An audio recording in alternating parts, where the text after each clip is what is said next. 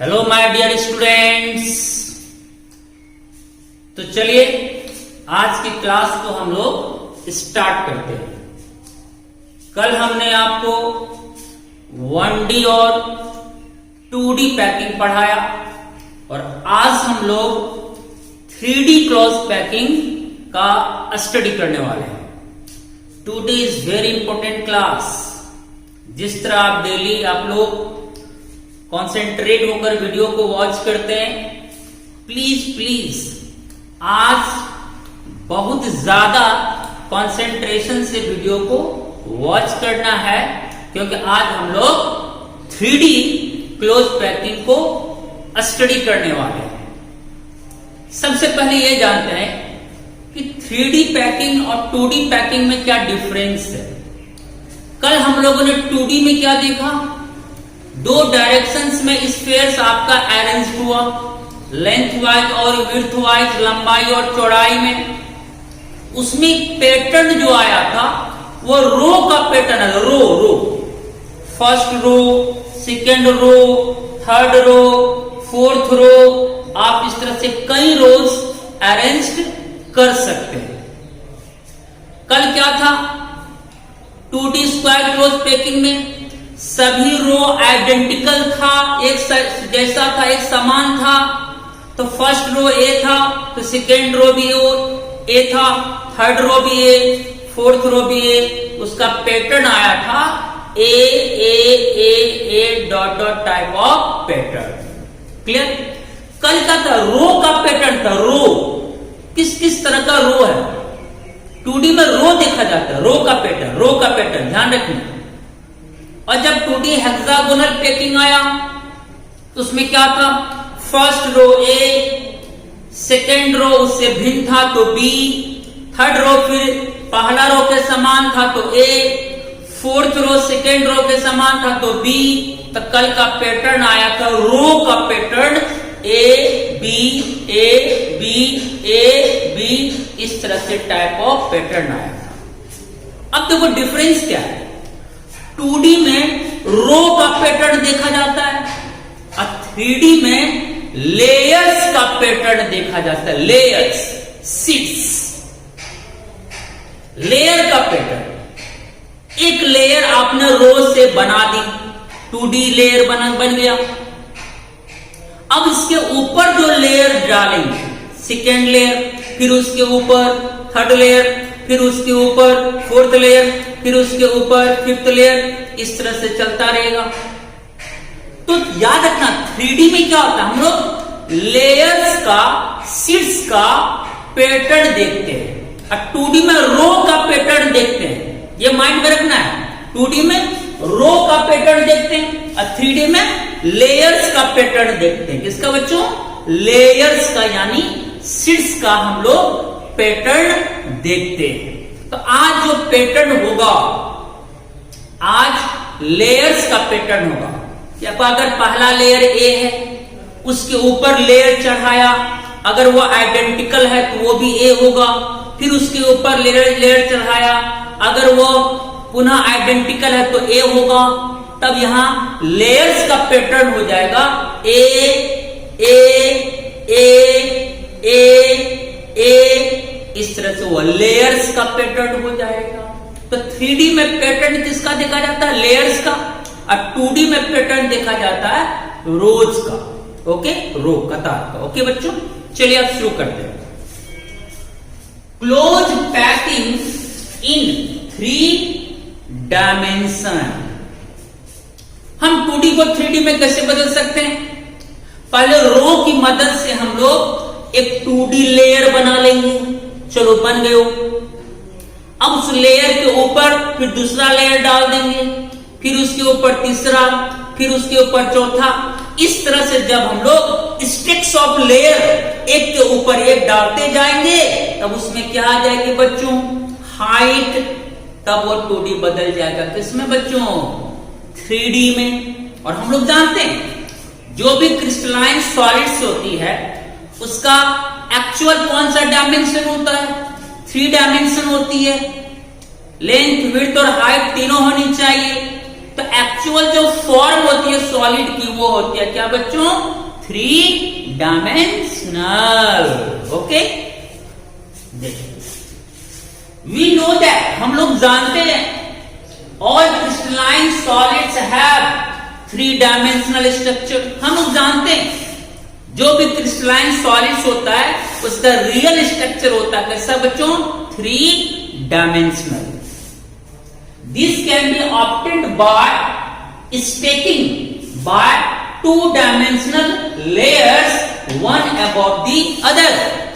और जब हम लोग क्या करते हैं 2D लेयर को, एक 2D लेयर के ऊपर दूसरा 2D लेयर, फिर उसके ऊपर तीसरा 2D लेयर, फिर उसके ऊपर चौथा 2D लेयर, इस तरह से जब 2D लेयर का हम लोग स्टेक्स को फॉर्म करते हैं तब वो बदल जाता है किसमें बच्चों?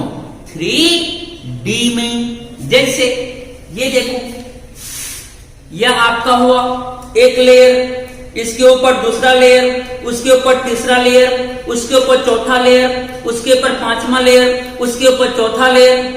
इस तरह से लेयर के ऊपर लेयर, लेयर के ऊपर डालते जाएंगे तो क्या आ जाएगा? हाइट भी आ जाएगी। वो हो जाएगा आपका क्या? 3 डायमेंशनल। चलिए कैसे बनता है 3 डायमेंशनल, ये बात तो समझ गए। अब हमारे बच्चे बता सकते हैं किसी को भी, जब 2D लेयर्स एक दूसरे के ऊपर स्टैकिंग करते हैं, चढ़ाते हैं, तब बदल जाता हुआ किसमें बच्चों? 3 डायमेंशनल स्ट्रक्चर में। अब हम लोग 3 डायमेंशनल पैकिंग को पढ़ेंगे अलग अलग टाइप्स के यूनिट सेल में। पहला हम लोग आते हैं स्क्वायर क्लोज पैकिंग। कल हम लोगों ने स्क्वायर क्लोज पैकिंग करा था 2D में, और आज हम लोग स्क्वायर क्लोज पैकिंग देखेंगे 3D में।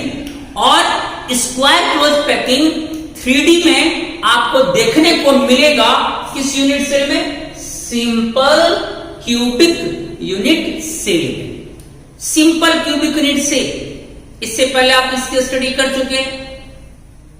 इसमें स्फेयर्स यानी एटम्स सारे कॉर्नर्स पर होती है, वही होता है हमारा सिंपल क्यूबिक या प्रिमिटिव यूनिट सेल। तो इसमें जो एटम्स का, स्फेयर्स का पैकिंग होता है वह बिल्कुल किसके तरह? स्क्वायर क्लोज पैकिंग के तरह। अब देखो, आप देखे हैं, देखो ये स्क्वायर हुआ, इसमें 4 एटम्स है, 1 2 3 4। देखो कल आप ऐसा ही 2D लेयर बनाए थे, आमने सामने देख रहे हो, क्लियर।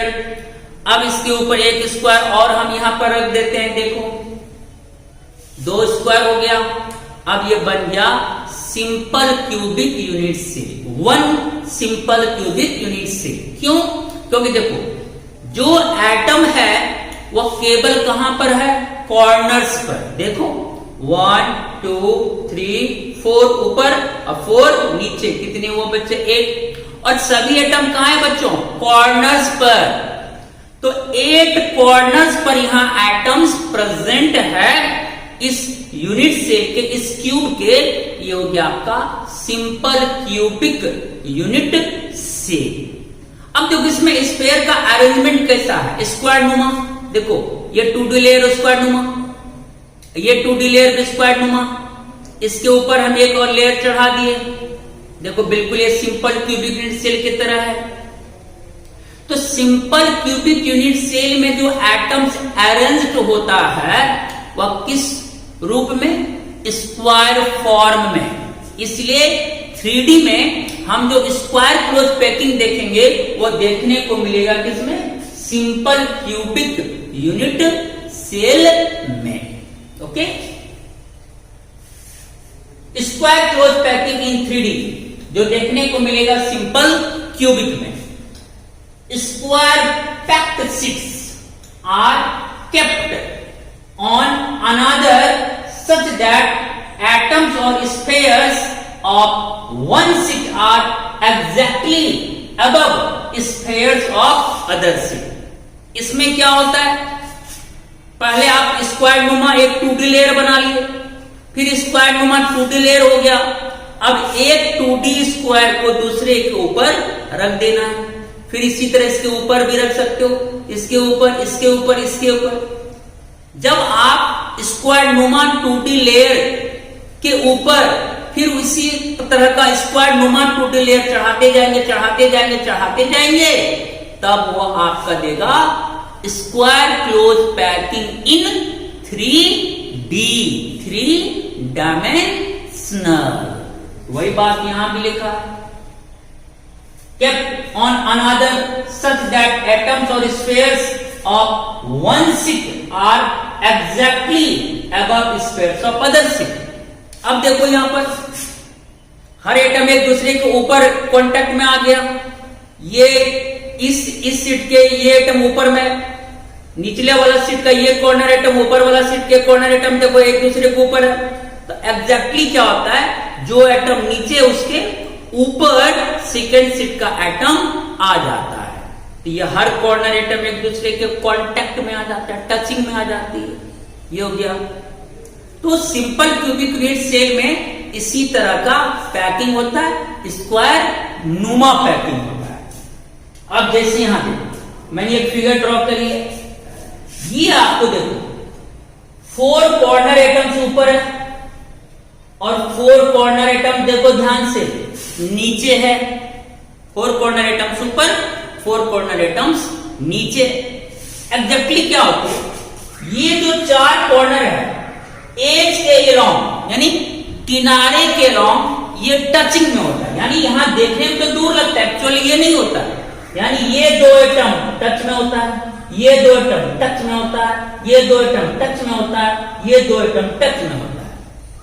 इसका मतलब सिंपल यूनिट सेल में किनारे के अलोंग, एज के अलोंग हर 2 एटम क्या होता है बच्चों, टचिंग में होता है, कॉन्टेक्ट में होता है।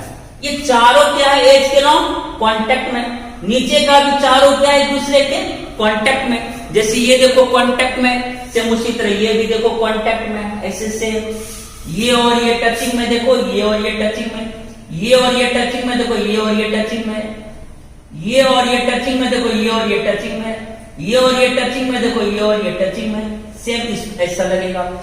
फिर नीचे का भी इसी तरह से 4 जस्ट ऐसे, और फिर ऊपर वाला जो स्क्वायर शीट है और नीचे वाला जो स्क्वायर शीट है वो जस्ट एक दूसरे के ऊपर रहता है, ऐसे बिल्कुल ऐसे। देख लो सेम यही स्ट्रक्चर यहां पर ड्राइंग है, ऐसा ही आपको इमेजिन करना है, ठीक है एकदम। ये 4 कॉर्नर एटम से एक शीट बना, फिर ये 4 कॉर्नर एटम से एक शीट बना और एक दूसरे के ऊपर लेयर चढ़ा दी, देखो चढ़ गया, बन गया आपका क्यूबिक यूनिट से।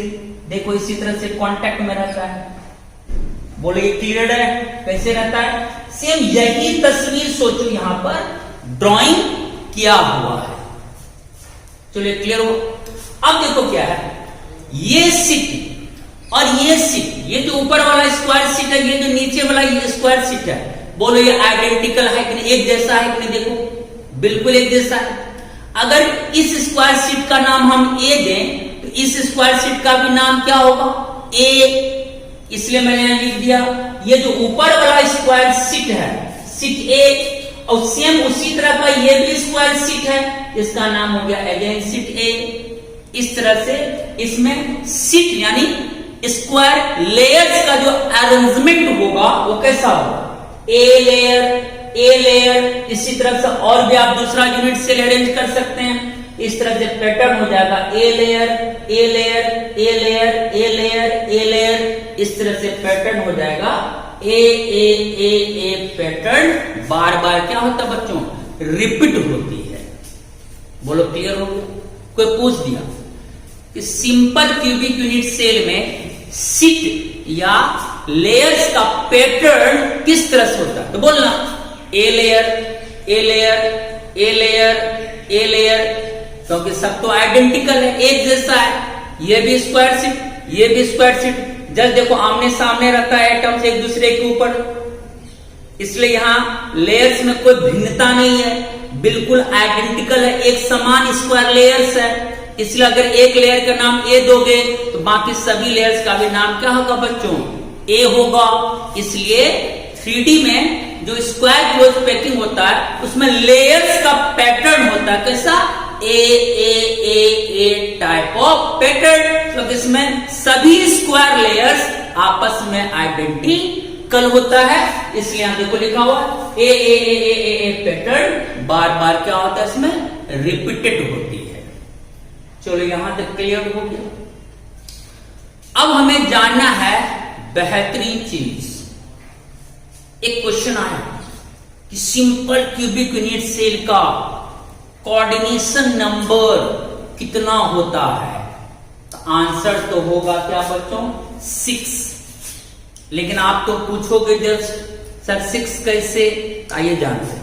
कोऑर्डिनेशन नंबर के बारे में हम आपको पढ़ा चुके हैं। कोई एक पर्टिकुलर एटम जितने एटम्स के टचिंग में होता है वही उस पर्टिकुलर एटम का कोऑर्डिनेशन नंबर कहलाता है। बिल्कुल क्लियर। चलो हम आपको थोड़ा सा प्रैक्टिकल वे में हम आपको इसको कोऑर्डिनेशन नंबर 6 कैसे होता है ये बताने की कोशिश कर रहे हैं। देखो ये देखो, ये स्क्वायर शीट है कि नहीं? यस और नो कमेंट में लिखो। यस कैसे? तो first row, second row, third row बिल्कुल आइडेंटिकल है। एक सीध में आ रहा है, देखो एक सीध में आ रही है, और एक सीध में जब भी अरेंज होगा तो वह स्क्वायर शीट देगा। देखो स्क्वायर शीट हो गया। क्लियर। अब कोई एक बीच वाला एटम को हम कंसिडर कर लेते हैं। चलो कोई एक बीच वाला एटम, मैं थोड़ा सा ड्राइंग कर दूं ताकि आपको लगे चलिए यही एटम की चर्चा हो रही। देखो अब जो ये सिंगल स्क्वायर शीट हमने बनाया, इसमें तो कोई ब्लैकिश मैंने यहां कर दिया। ये देखो सेंटर एटम है, ये सेंटर एटम है ना भाई, बीच में है ना? ठीक है। अब पहले ये बताओ, ये जो सिंगल शीट है, अभी जो ये 2D में ये जो सिंगल शीट है, इसमें ये सेंटर एटम कितने एटम के टच में है? गौर से देखो कितने एटम के ये टच में है। ये एटम कितने एटम के टच में? देखो गौर से देखना है कितने एटम के टच में। देखो एक्चुअली ये देखो इसके टच में, इसके टच में, इसके टच में है, इसके टच में। ये सेंटर एटम, ये जो सेंटर एटम है अभी ये 2D फॉर्म में 4 एटम्स के कांटेक्ट में है, 4 एटम्स के कांटेक्ट में है ये। चलिए 4 एटम्स आपके दिमाग में आ गया। अच्छा 2D में जब हम स्क्वायर शीट फॉर्म करते हैं तो वहां सेंटर एटम 4 एटम के टच में आता है। अब हमको 3D बनाने के लिए फिर इसके ऊपर स्क्वायर लेयर चढ़ाना पड़ेगा।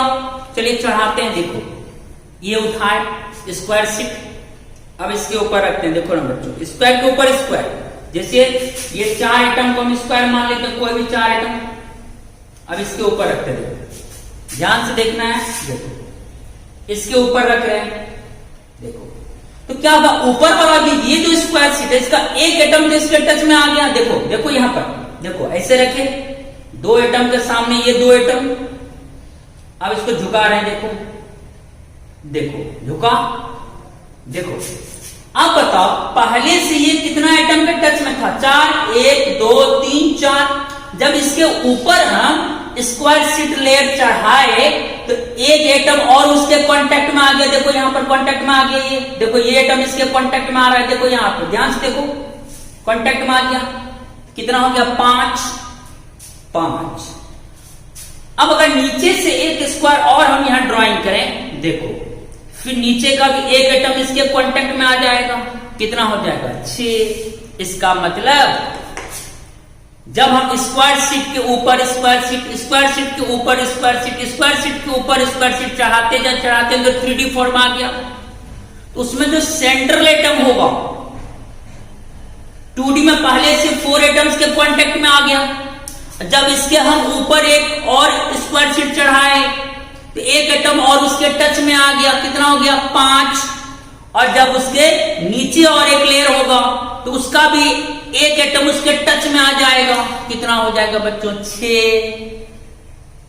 तो जो बीच वाला स्क्वायर शीट का एटम है, सेंट्रल एटम, मध्य एटम, वो कुल कितने एटम के टचिंग में आ गया? बोलो 6। तो उसका कोऑर्डिनेशन नंबर कितना हो जाएगा? 6। तो सिंपल है, मैंने आपको थोड़ा सा प्रैक्टिकल में बताने की कोशिश की। 3D फॉर्म को सिंपल ऐसे सोचो, 2D स्क्वायर शीट में बीच वाला आइटम 1 2 3 4 के कांटेक्ट में, फिर उस स्क्वायर नीचे जो स्क्वायर, फिर उसके ऊपर जब स्क्वायर शीट चढ़ा तो उसका एक एटम उस सेंटर एटम के टच में आ गया तो 5, फिर नीचे से जब स्क्वायर से लेयर होगा तो और एक एटम उसके टच में आ जाएगा, कितना हो गया बच्चों 6। ओहो यस, इसका मतलब हो गया कि सिंपल क्यूबिक यूनिट सेल में जो भी सेंटर एटम होता है वो कितने एटम्स के टचिंग में आता है बच्चों 6। इसका मतलब सिंपल क्यूबिक यूनिट सेल का कोऑर्डिनेशन नंबर कितना होगा 6। एग्जाम में बहुत पूछा भी जाता है, बोलो क्लियर। अब यहां मैंने क्या लिखा, ये तो आप बहुत पहले से जानते हैं कंट्रीब्यूशन। ये जो सिंगल क्यूबिक यूनिट सेल है, single simple cubic unit cell, इसमें आपको पता है एटम्स केवल कॉर्नर्स पर होती है, और आपको ये भी मालूम है कि 1 कॉर्नर का कंट्रीब्यूशन 1/8 होता है। यहां 8 कॉर्नर पर है, 8 कॉर्नर पर है, तो 8 इंटू 1/8, 8 कट गया, कितना दिया 1। तो कोऑर्डिनेशन नंबर कितना 6 and contains 1 atom per unit cell. मैंने फिर से इसको लिख दिए, तो पहले बता ही चुके थे। अब सिंपल यूनिट सेल से 2 ऑब्जेक्टिव बन सकता है कि नहीं बन सकता है। पहला question, simple cubic unit cell का कोऑर्डिनेशन नंबर कितना होता है, बोलो आंसर 6। चलिए एक आंसर हो गया। इसमें number of atom per unit cell कितना होता है 1, कैसे, तो 8 इंटू 1/8 कट के दिया कितना 1 एटम पर सिंपल क्यूबिक यूनिट सेल। चलिए ये क्लियर हो गया आपका। कोऑर्डिनेशन नंबर 6 कैसे आया, आप ये बात बिल्कुल समझ गए ना। 2D में बीच वाला आइटम 4 आइटम के कांटेक्ट में, ऊपर से फिर 2D लेयर चढ़ाती, एक कांटेक्ट और बढ़ गया, फिर नीचे से भी एक लेयर हुआ, एक कांटेक्ट और बढ़ गया, 4 2 6, कोऑर्डिनेशन नंबर 6 हो गया। चलिए अब नेक्स्ट पर, body centred cubic unit cell BCC जो आप ऑलरेडी स्टडी कर चुके हैं। BCC body centred cubic unit cell, इसमें क्या था बच्चों, आप एक क्यूब बनाते थे, 4 एटम ऊपर वाला 4 कॉर्नर्स पर, 4 एटम नीचे वाला 4 कॉर्नर्स पर, 8 कॉर्नर पर एटम्स, नाम है बॉडी सेंटर। तो क्या किया था, एक एटम को बॉडी के अंदर कहां रखा था, सेंटर पे, उसी का नाम हो गया body centred cubic unit cell. Right, वही तस्वीर है, देखो 4 कॉर्नर एटम्स ऊपर, 4 कॉर्नर एटम्स नीचे, और एक atom with in the body at the centre. बोलो क्लियर है, इसी का नाम हो गया BCC। ओके, अब इसमें पैटर्न, अब क्या है, एक सीट तो ऊपर में स्क्वायर सीट, देखो ये स्क्वायर नुमा, अच्छा देखो वर्ग के आकार का सीट है, चादर है, लेयर है, देखो इसका नाम हो गया सीट A। और बीच में जो एटम है वो तो इसके जैसा नहीं है, ये तो अनदर पोजीशन पर है। तो बीच में जो एटम अरेंज होगा वो तो अलग तरह का सीट देगा, अलग लेयर होगा उसका, क्योंकि इस लेयर से तो ये भिन्न होगा, इसका नाम हो गया सीट B। फिर नीचे में कैसा आ गया, स्क्वायर सीट, इसी के जैसा सेम, देखो ये सीट में कोई डिफरेंस नहीं है। अगर ये सीट A है तो ये भी A होगा, इसका भी नाम क्या होगा, सीट A।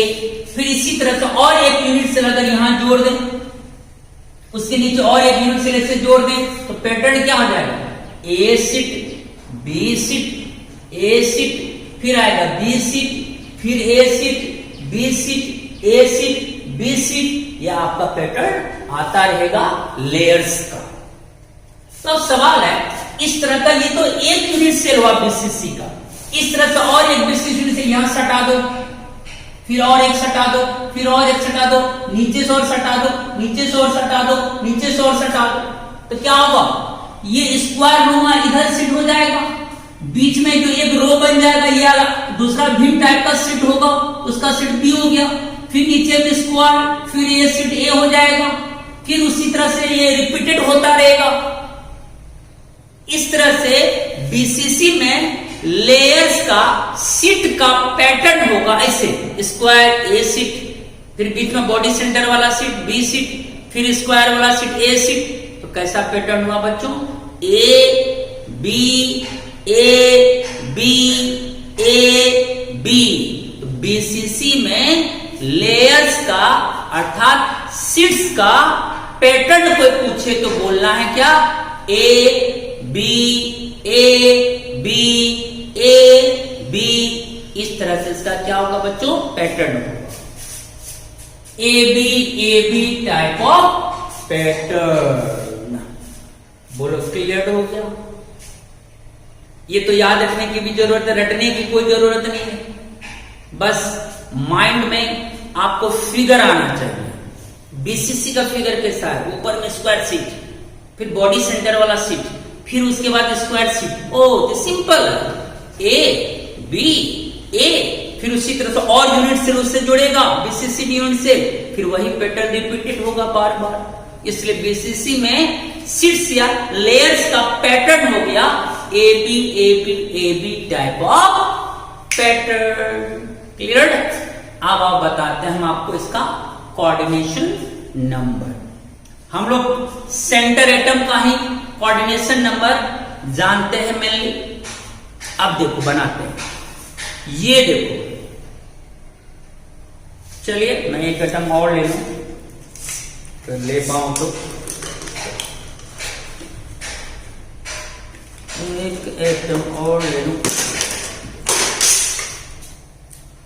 अब क्या है देखो, ये स्क्वायर, चलो स्क्वायर ऊपर में, स्क्वायर सीट, फिर एक और स्क्वायर सीट, चलो दूसरा नीचे वाला स्क्वायर सीट, ये देखो क्लियर।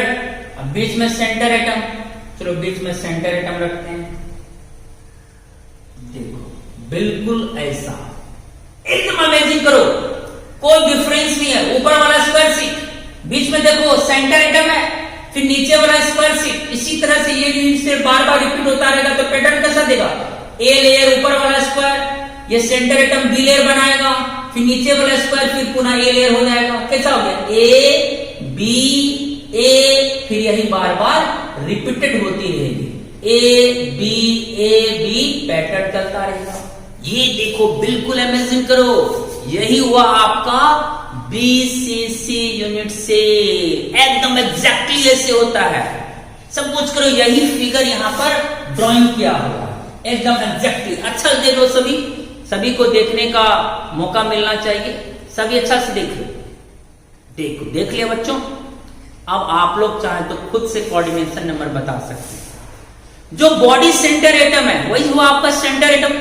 तो देखो जो सेंटर एटम है बीच में ऊपर से 4 एटम के कांटेक्ट में है और नीचे से भी 4 एटम के कांटेक्ट में है। तो बताओ यहां बॉडी सेंटर एटम कुल कितने एटम्स के कांटेक्ट में आ गया बच्चों? 4 4 8। इसका मतलब इस सेंटर एटम का कोऑर्डिनेशन नंबर कितना हो गया? 8। क्या याद करने की जरूरत है? ये सब बस एक बार समझ लिया, आई थिंक ये तो लाइफ टाइम हो गया आपका, जीवन भर की। बॉडी सेंटर की का कोऑर्डिनेशन नंबर बोलो, तो बोलो तो आपको बोल देना तुरंत, हाँ 4 एटम ऊपर से कांटेक्ट में है, 4 एटम नीचे से कांटेक्ट में है। इसका मतलब जो सेंटर एटम है 4 ऊपर से कांटेक्ट, 4 नीचे से कांटेक्ट, तो 4 4 8। क्योंकि ये 8 एटम के टचिंग में है तो इसका कोऑर्डिनेशन नंबर कितना होगा बच्चों? 8। कितना मस्त समझ में आ रहा है, बोलो। चलो 4 बीसीसी यूनिट से CN coordination number equal to कितना बच्चों? 8। बीसीसी यूनिट सेल का कोऑर्डिनेशन नंबर पूछेगा तो क्या मार क्या होगा आंसर? 8। और इसमें नंबर ऑफ एटम जो आप पहले भी कैलकुलेट करें, एंड कंटेन्स 2 एटम्स पर unit cell. Number of atoms 2, coordination number 8। कैसे 2 एटम्स आया? ये तो आप पहले से जानते हो। 8 कॉर्नर्स पर है तो 8 × 1/8। जो बॉडी सेंटर में तो उसका तो फुल कंट्रीब्यूशन होता है, तो +1 8 करके 1 देगा, +1 = 2 एटम्स पर यूनिट से। चलिए ये दोनों में आपका क्लियर हो गया, कोई कंफ्यूजन नहीं रहनी चाहिए। ओके, अब ये बात है, दो हम लोगों ने पढ़ ली 3D स्क्वायर शीट लेयर्स को पैक किया सिंपल क्यूबिक नेट सेल में। उसके बाद हमने बीसीसी में देखा 3D पैकिंग। तो सिंपल क्यूबिक नेट सेल में बोलो कोऑर्डिनेशन नंबर कितना 6 और नंबर ऑफ एटम 1। बीसीसी में बोलो कोऑर्डिनेशन नंबर 8 और नंबर ऑफ एटम्स अगर पूछेगा तो क्या मारोगे आंसर 2। चलिए मजा आ रहा है, मजा आना चाहिए क्लास में, तभी सब कुछ जचेगा आपको। अब हम लोग आते हैं next, this is very very important. कई स्टूडेंट इसमें हमेशा कंफ्यूज रहता है, आज मैं उसको क्लियर करूंगा। Hexagonal close packing, HCP, hexagonal close packing. इससे पहले भी कल आपने हेक्सागोनल क्लोज पैकिंग पढ़ा था, लेकिन वह कौन में था 2D में आपने पढ़ा था, 3D में नहीं पढ़ा था। कल केवल एक लेयर बिछाए थे हम लोग हेक्सागोन फॉर्म में, डिप्रेशन में सेकंड लेयर के एटम को सेट कर देते थे, हर लेयर के डिप्रेशन में जितना मन उतना कर दो। कल हमने एक लेयर बनाया था हेक्सागोन का, क्लियर। लेकिन आज तो उसके ऊपर भी लेयर चढ़ाना है, लेयर के ऊपर लेयर चढ़ाना है, तब तो वह 3D में कन्वर्ट होगा। तो आज हम लोग हेक्सागोनल क्लोज पैकिंग को स्टडी करने जा रहे हैं। कौन डी में बच्चों? 3D में। कल पढ़े थे 2D, अभी पढ़ेंगे 3D। अब ये देखना है ये होता क्या है। चलिए मैं आपको थोड़ा सा रफ करके समझाता हूं, देखो।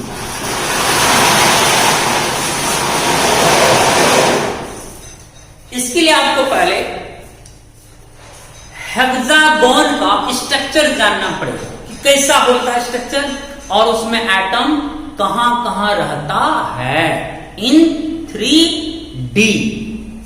तो आप देखो मैं यहां पर रेफर कर रहा हूं, आप पर एक हेक्सागोन शीट बना, हेक्सागोन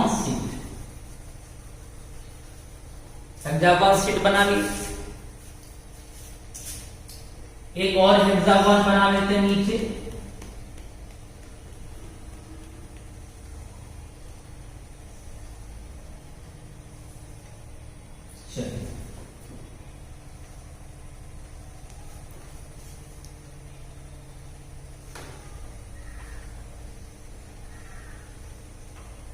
चलिए बना ली। अब इसमें क्या है कि एटम सारे कॉर्नर पर भी होता है। कहां पर? सारे कॉर्नर पर। एक atom, 2 atom, 3 atom, 4 atom, 5 atom, 6 atom. चलिए 6 कॉर्नर पर हो गया। उसी तरह नीचे भी होगा 1, और बड़ा बनाते हैं 1, 2, 3, 4, 5, 6 कॉर्नर आइटम्स ऊपर, 6 कॉर्नर आइटम्स नीचे। अब जो ये एक लेयर बन गया, इसका नाम मैं दे देता हूं ए लेयर। ठीक इसी के तरह का ये लेयर भी है, ये भी हो जाएगा आपका ए लेयर, क्योंकि दोनों तो आइडेंटिकल लेयर्स है। और क्या होता है हेक्सागोनल यूनिट सेल में एक एटम बीच में भी रहता है, जो ये 6 एटम पे टच में रहता है। मैं इसको ब्लू से कर दूं, देखो ये वाला जो एटम ऊपर वाला फेस से सेंटर पर होगा वह ये 6 कॉर्नर एटम्स के कांटेक्ट में होगा, टचिंग में होगा, टचिंग।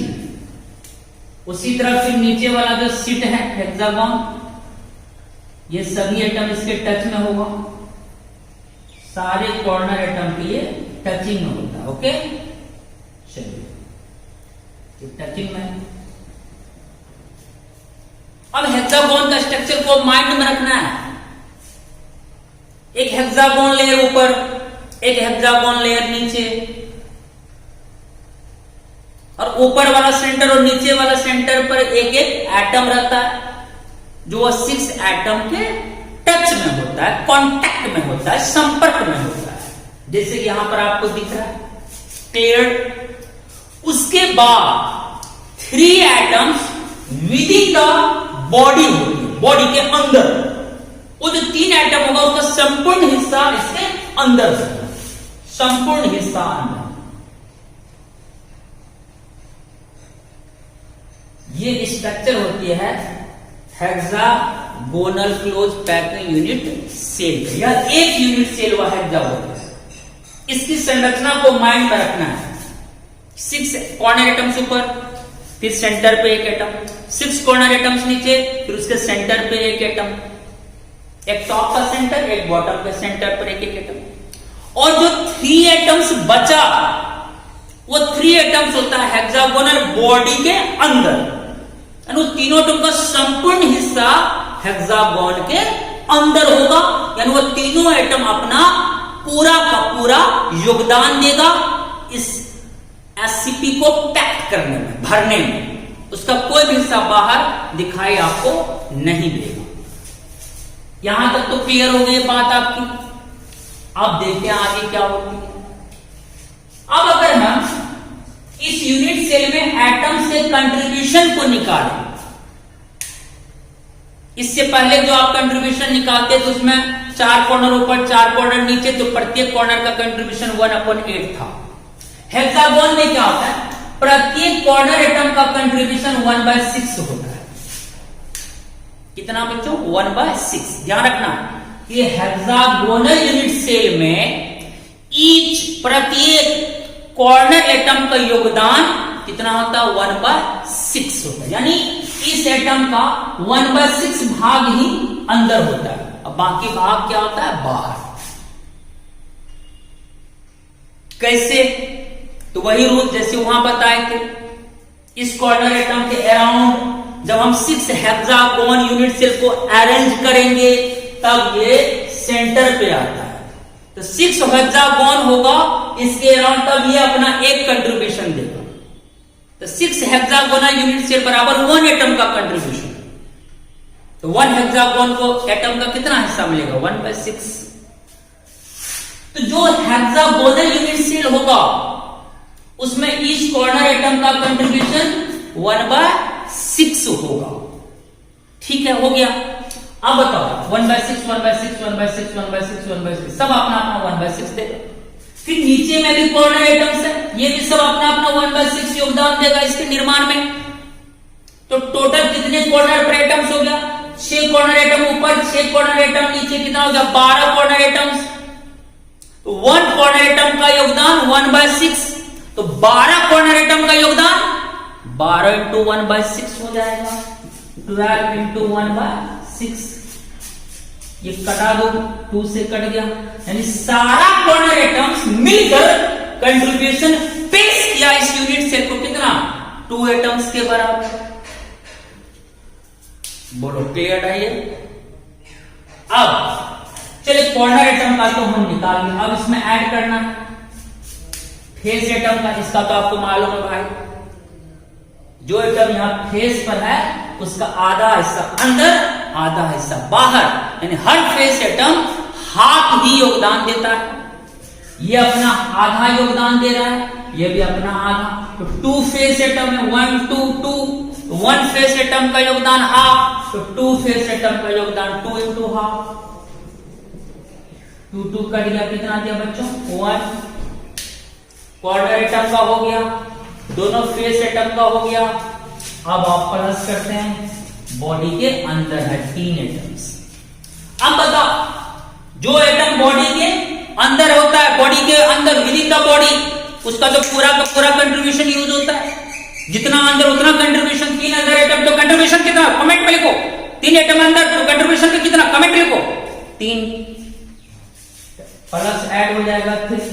अब टोटल देखो 2 प्लस 1 प्लस 3, 3 2 5 6 एटम्स पर यूनिट सेल। यानी एक हेक्सागोन यूनिट सेल में नंबर ऑफ एटम्स होता है कितना बच्चों, 6। आप आराम से कैलकुलेट कर सकते हैं। 6 एटम का कंट्रीब्यूशन हुआ, मन ही मन जोड़ी। ओ हेक्सागोन है, वहां तो 6 कॉर्नर है, ईच कॉर्नर का कंट्रीब्यूशन 1/6। 6 कॉर्नर ऊपर 6 कॉर्नर से 12, 12 इंटू 1/6 कितना हुआ, 2 होगा कट के, ठीक। अब 2 फेस एटम होता है इसके अरेंजमेंट में, तो एक फेस का हाफ, तो 2 फेस का 2 इंटू हाफ 1 दिया, तो 2 प्लस 1 3 हो गया। और 3 एटम तो बॉडी के अंदर है, उसको तक 3 का तीनों कंट्रीब्यूशन देगा, 3 3 6। यस सर, आंसर मिल गया सर। हेक्सागोनल जो यूनिट सेल होगा 3 डायमेंशनल होगा, उसमें नंबर ऑफ एटम्स होगा 6 पर यूनिट सेल। मजा आ रहा है? सीखने की जो भी कोशिश करेगा उसको मजा आएगा, ये तो बात पक्का है। चलिए, एटम्स का नंबर भी मैंने कैलकुलेट कर दिया इस यूनिट सेल में। अब हम आपको बताने वाले हैं कोऑर्डिनेशन नंबर कि हेक्सागोनल क्लोज पैकिंग में, ये जो हेक्सागोनल क्लोज पैकिंग 3D जो फॉर्म है इसकी, इसमें कोऑर्डिनेशन नंबर क्या होगा। तो आइए हम लोग इसको अच्छा से समझते हैं। देखो इसमें है, देखो ये मैंने एक यूनिट सेल बनाया, कितना, ये तो एक ही ना हेक्सागोनल यूनिट सेल हुआ। अगर हम एक यूनिट सेल और ड्रॉ करें, सपोज करो ऐसे रफली हम यहां कर रहे हैं, एक यूनिट सेल से और एक जोड़ देते हैं, एक्स्ट्रा में और एक जोड़ देता हूं, 2 यूनिट सेल यहां फॉर्म कर रहे हैं हम। चलो ऐड कर देते हैं, देखते हैं क्या होगा।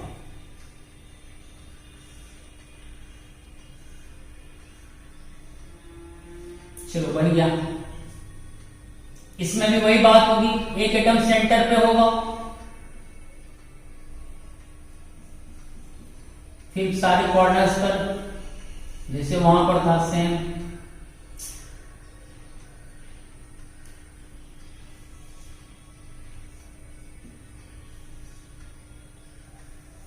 सब टचिंग में होता है, ध्यान रखना है, सब क्या होता है बच्चों, टचिंग में। और फिर 3 एटम क्या होगा, बॉडी के अंदर होगा, इस तरह से देखो। अब यहां देखो क्या है, ये जो लेयर है हेक्सागोन लेयर, ये लेयर, इस लेयर का नाम हम क्या देते, ये सिट हुआ लेयर का। फिर ये एक अनदर लेयर हो गया, इसके जैसा तो ये नहीं है, इसका लेयर का नाम हो गया बी। फिर यही हेक्सागोन लेयर आ गया, फिर इसका नाम क्या हो गया, ए।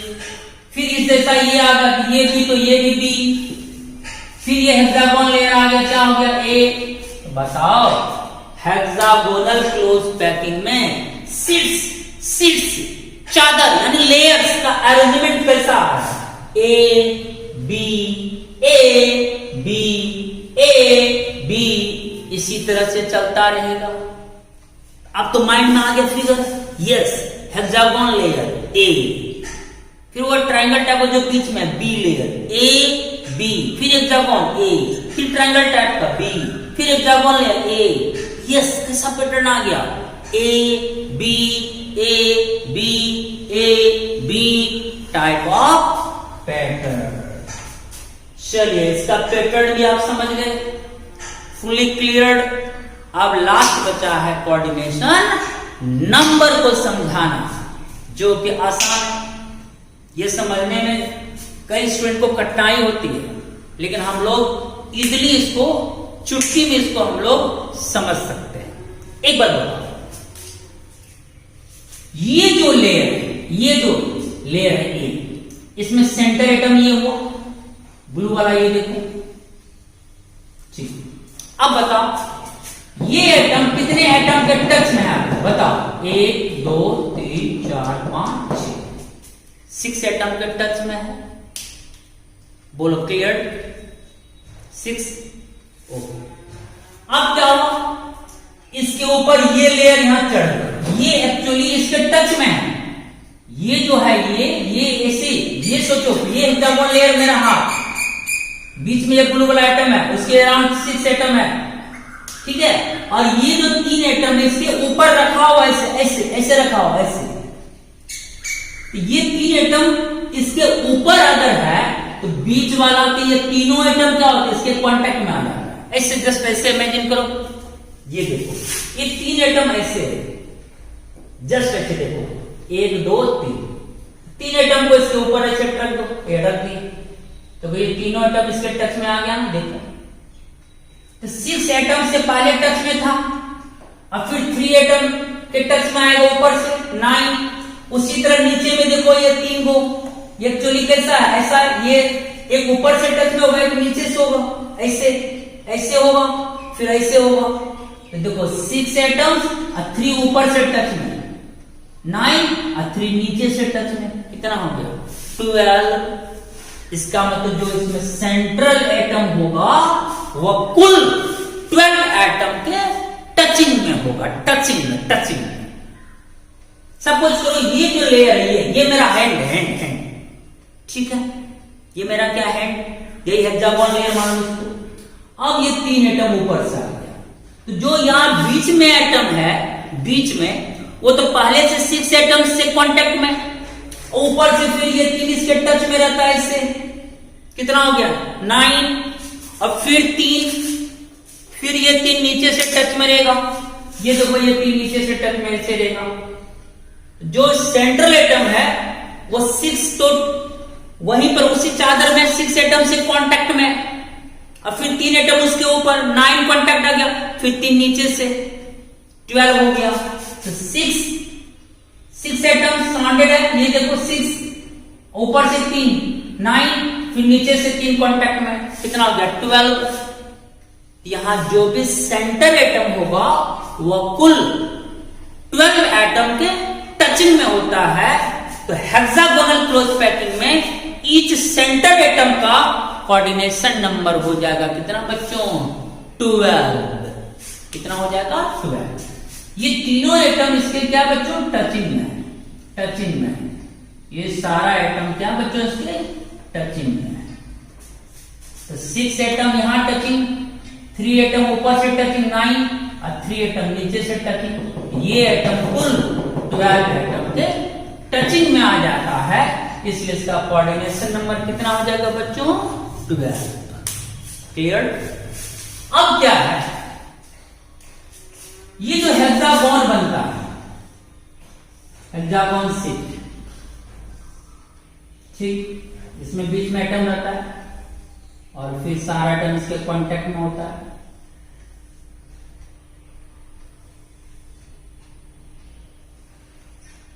मस्त कॉन्सेप्ट है आज की क्लास का। अब देखो यहां व्हाइट बन गया, देखो ये सब व्हाइट है, देखो ये ट्रायंगुलर व्हाइट, एक यहां एक व्हाइट बनेगा, 2 खाली जगह, फिर यहां एक 3, हर जगह बनता है, एक यहां 4, एक यहां 5, एक यहां 6 व्हाइट बनता है यहां पर टोटल। हेक्सागोन है तो 6 व्हाइट बनेगा, यहां पूरी जगह खाली रह जाती है, 1, फिर यहां 2, 3, 4, 5, 6 ट्रायंगुलर नुमा इस तरह का व्हाइट बन जाता है। यहां व्हाइट बना हुआ 1, 2, 3, 4, 5, 6। ये 6 व्हाइट है, और जब इसके ऊपर हम ये लेयर चढ़ाते हैं, इसके ऊपर ये लेयर चढ़ाते हैं, तो इसमें 6 में से 3 ही व्हाइट को ये ढक पाता है। यानी ये जो लेयर इसके ऊपर चढ़ेगा ना, ये जो 6 ट्रायंगुलर नुमा खाली जगह है, एम्प्टी स्पेस है, ये सारा को नहीं ढक पाएगा। ये 3 जो एटम है विद इन द बॉडी, ये 3 जब इसके ऊपर चढ़ा रहता है, तो 6 में से केवल 3 व्हाइट को ही ये केवल ढक पाता है, ऑक्युपाई कर पाता है। अब बाकी बचे 3 व्हाइट को वो ऑक्युपाई नहीं कर पाता है। इसका मतलब हेक्सागोन शीट में, हेक्सागोन शीट में जितना वॉइड बनता है, कितना वॉइड बनता है 6, उसमें से ये जो लेयर है वो ऊपर से 3 वॉइड को ही ढकेगा। 6 में से केवल 3 वॉइड को ही उसके ऊपर वाला लेयर यानी सेकेंड लेयर ऑक्युपाई कर पाएगा, सारा को वो ऑक्युपाई नहीं कर पाता है, केवल 3, क्योंकि इसका एलिमेंट ऐसा होता है कि ये जो एटम है 1 2 3, 3 ही वॉइड पर वो पड़ेगा, 3 ही वॉइड पर ये एटम आपका पड़ेगा। यहां तो 3 ही एटम है ना, तो वॉइड तो 3 ही वो ढक सकता है, 6 तो ढक नहीं पाएगा। तो वॉइड बना हेक्सागोन शीट में कितना 6, लेकिन ये जो लेयर है बी लेयर जो है 6 में से कितना लेयर को ढकेगा 3, इसका मतलब 50% वॉइड को ही ऑक्युपाई कर पाएगा। तो 50% वॉइड सेकेंड लेयर, यानी ये आपका अगर फर्स्ट लेयर माने तो ये सेकेंड लेयर होगा। तो जब फर्स्ट लेयर के ऊपर हम सेकेंड लेयर बी चढ़ाएंगे तो फर्स्ट लेयर के 50% वॉइड को ही क्या कर पाएगा, ऑक्युपाई कर पाता है। 50% वॉइड ऑक्युपाइड होगा सेकेंड लेयर के द्वारा, 50% अनऑक्युपाइड रहेगा, ओपन रहेगा। चलिए क्लियर हो गया। अब इसको अरेंज करना है पहले, तब कुछ बात होगी। ठीक, पहले इसको समझा देते हैं, फिर हम लोग रैपिड एंड फायर अरेंज करेंगे। ओके बच्चों, चलिए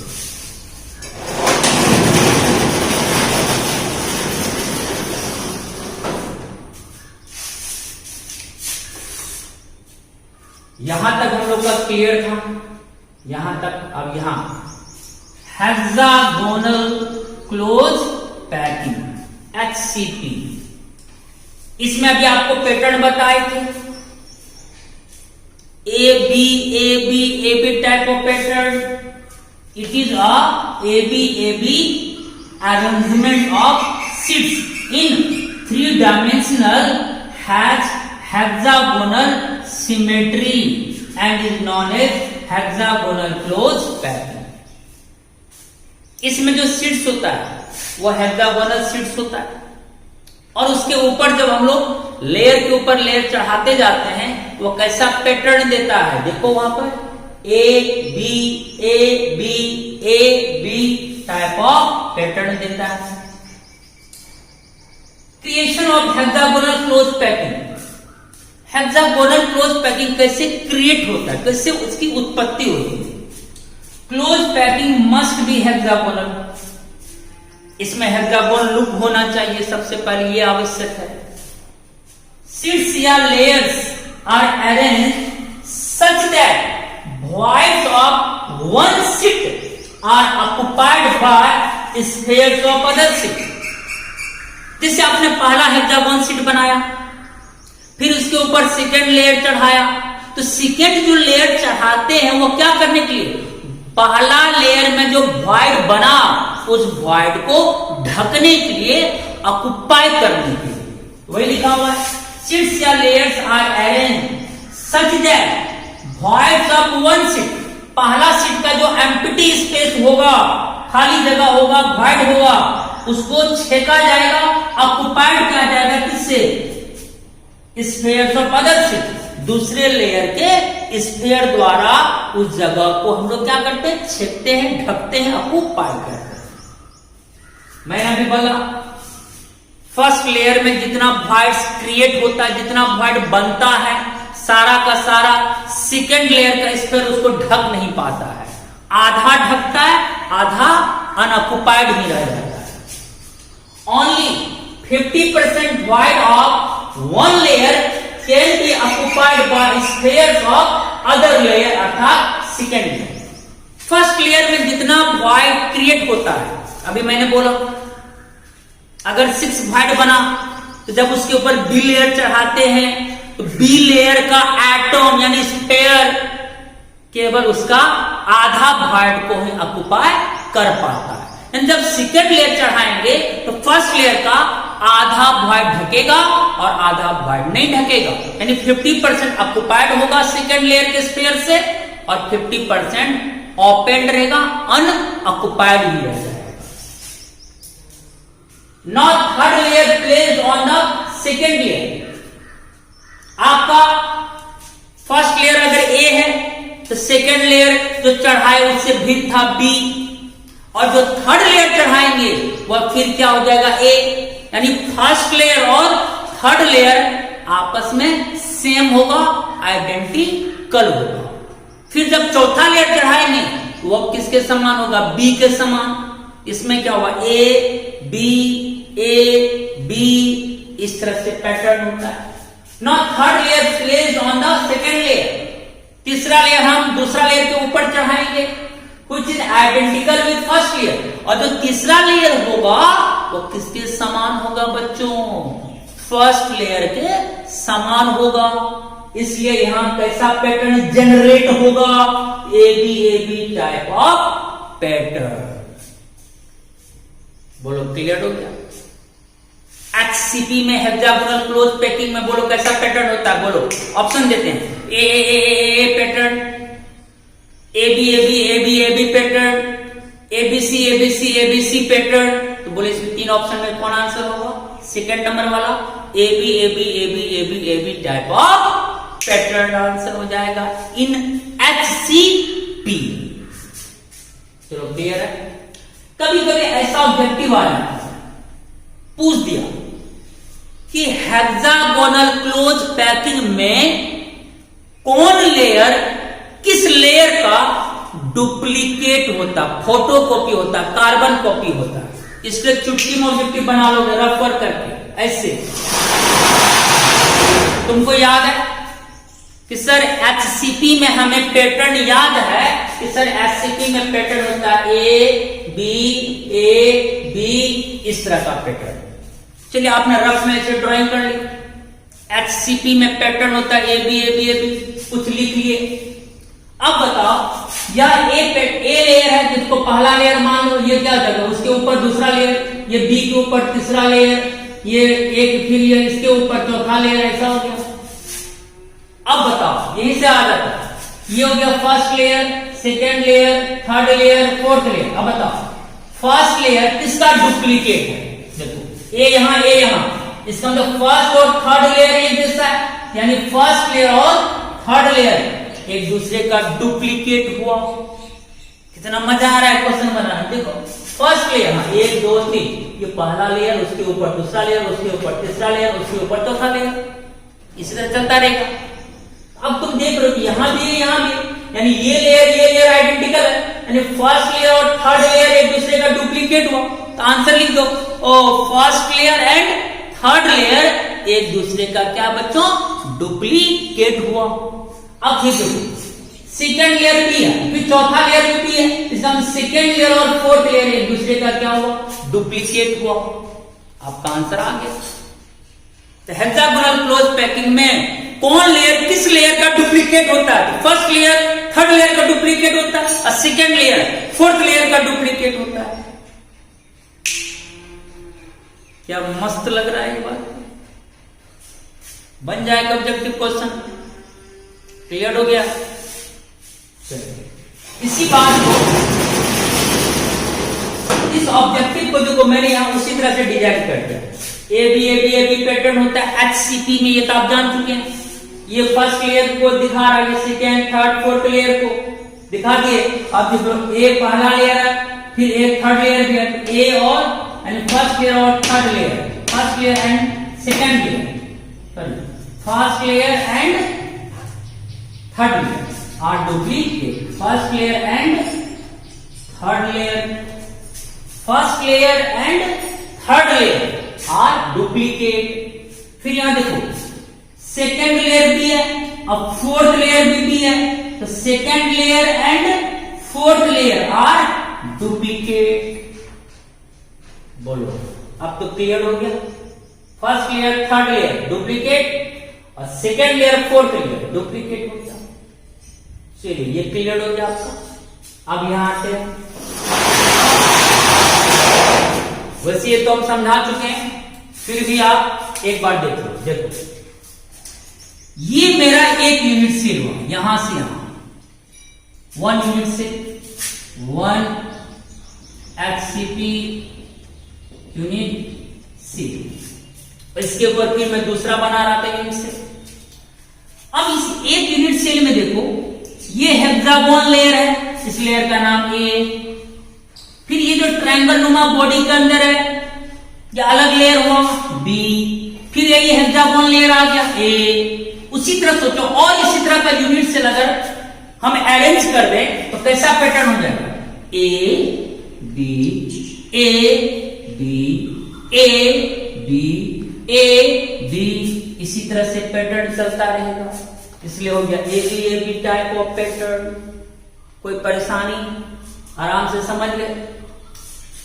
अब कोऑर्डिनेशन नंबर खुद तो बता ही दिए थे, बस ये सेंटर एटम 6 एटम के कांटेक्ट में, ऊपर से फिर 3 के कांटेक्ट में, फिर नीचे से 3 के कांटेक्ट में, 6 3 9 3 12 12 एटम्स के टचिंग में है, इसलिए इसका कोऑर्डिनेशन नंबर बच्चों क्या होगा 6, सॉरी कोऑर्डिनेशन नंबर क्या होगा 12। देखो 12 आ गया। नंबर ऑफ एटम्स, अब तो मैंने बोला कि HCP में प्रत्येक कॉर्नर एटम का कंट्रीब्यूशन देखो क्या लिखा 1/6 कंट्रीब्यूशन ईच कॉर्नर एटम। तो एक यूनिट सेल में 6 कॉर्नर ऊपर 6 नीचे, यानी 12 टोटल होगा कॉर्नर एटम्स। तो यहां लिख दो 12। अब प्रत्येक कॉर्नर का योगदान 1/6 कट के 2 दिया, प्लस अब यहां देखो ये एक यूनिट सेल की बात कर रहे हैं, तो हम यहां लिखते हैं पर यूनिट सेल, इसकी अभी नहीं करेंगे बात। तो अब देखो ये फेस एटम यहां, एक फेस एटम यहां, कितना हुआ बच्चों 2। 1 फेस का योगदान हाफ, तो 2 फेस एटम का योगदान 2 इंटू हाफ करके 1 देगा। और 3 एटम्स एक यूनिट सेल में बॉडी के अंदर होती है, तो +3, इसका तो तीनों का तीनों कंट्रीब्यूशन होगा। अब देखो 2 + 1 + 3 कितना हुआ 6 एटम पर यूनिट सेल। तो HCP में नंबर ऑफ एटम्स का आंसर हो जाएगा कितना 6 हो जाएगा। चलिए यहां तक पूरा क्लियर हो गया। अब हम लोग कुछ क्वेश्चन आंसर कर लेते हैं। पहले आप लोग एक बार क्या करिए, इसका स्क्रीनशॉट ले लीजिए।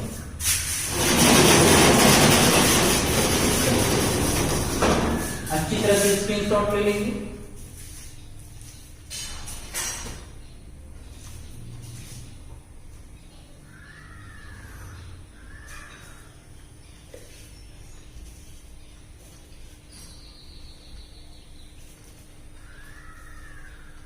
चलिए अब इस बोर्ड का भी ले लीजिए, क्योंकि इसमें फिगर है।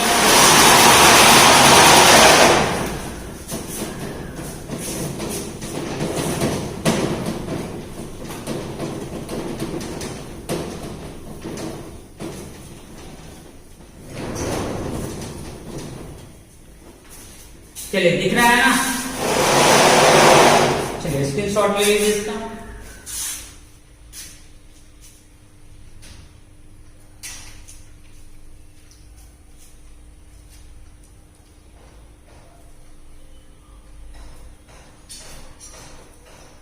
चलिए ले लिए। अब एक बार 2 मिनट इस टर्म्स को अरेंज कर लेते हैं। चलो 1 2 3 को बोलो। 3D पैकिंग में सिंपल क्यूबिक यूनिट सेल का कोऑर्डिनेशन नंबर बोलो 6। चलो आंसर। नंबर ऑफ एटम, इसमें कितना एटम का कंट्रीब्यूशन होता है 1। क्लियर। अब आ जाओ BCC में। Body centred cubic unit cell में कोऑर्डिनेशन नंबर बोलो 8। क्यों? क्योंकि बीच में जो एटम होता है 4 एटम ऊपर से कांटेक्ट में होता है, 4 एटम से नीचे से 4 4 8। तो सेंटर एटम कितने एटम के टचिंग में हुआ 8, इसलिए BCC का कोऑर्डिनेशन नंबर हुआ कितना बच्चों 8। और कोऑर्डिनेशन नंबर किसका जान रहे हैं हम लोग सेंटर एटम का। तो BCC में जो भी सेंटर एटम होगा उसका कोऑर्डिनेशन नंबर 8 होगा। और इसमें नंबर ऑफ एटम्स बोलो, कितना एटम्स का योगदान मिलता है BCC यूनिट सेल को 2। सारा कॉर्नर मिलकर 1 एटम का योगदान देता है और एक एटम सेंटर वाला 1 + 1 2। चलिए क्लियर है। HCP में आ जाओ। पहले HCP का स्ट्रक्चर बताओ क्या होता है। 6 कॉर्नर एटम ऊपर, 6 कॉर्नर एटम नीचे, फिर ऊपर वाला फेस के सेंटर पर, नीचे वाला फेस के सेंटर पर, और 3 atom with in the body हो जाती है। बन गया HCP स्ट्रक्चर। अब इसमें बोलो, इसमें अगर हम बात करें तो कितने एटम के टचिंग में आता है सेंटर एटम? जो सेंटर एटम है वो 6, ऊपर से 3, ऊपर से फिर नीचे से 3, कितना हो गया? 12 एटम्स के कांटेक्ट में आता है, इसलिए इसका कोऑर्डिनेशन नंबर 12 होता है। कितना आसान। इसमें नंबर ऑफ एटम्स बोलो, कितना एटम का योगदान मिलता है एक एससीपी यूनिट सेल को? 6। क्यों? क्योंकि 12 कोऑर्डिनेट एटम तो 12 × 1/6 2 हुआ, और 2 फेस एटम है तो 2 × ½ 1 हुआ, 2 1 3, और 3 atoms with in the body तो +3 6 एटम्स का योगदान मिलता है। अब अरेंजमेंट बता दो। सिंपल क्यूबिक में क्या होता है? जितना लेयर्स होता है उसमें तो सारा स्क्वायर ही फॉर्म में लेयर होता है, स्क्वायर शीट होता है, आइडेंटिकल होता है सब। उसमें कैसा पैटर्न होगा?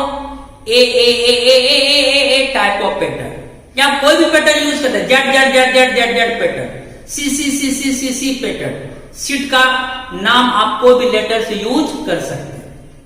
बीसीसी का पैटर्न बोलो, ऊपर वाला स्क्वायर शीट ए, बीच वाला सेंटर बी, फिर square sheet A B type of pattern. HCP hexagonal में पैटर्न बोलो, नीचे वाला शीट ए, फिर बीच वाला बॉडी वाला बी, फिर वही वाला हेक्सागोन वाला ए, कैसा पैटर्न हो? A B type of pattern. बोलो, आज का क्लास कितना इंपॉर्टेंट था, कॉन्सेप्ट भरा क्लास था, लेकिन सीखने वाला क्लास था, लर्निंग क्लासेस थी। बहुत मजा आया, मुझे तो बहुत अच्छा लगा, पता नहीं आप लोगों को कैसा लगा। चलो, उम्मीद करते हैं कि आप लोगों को भी अच्छी तरह से वीडियो समझ में आई होगी। तो ओके, तो आज के लिए इतना ही। ओके भाई, टेक केयर एंड बाय।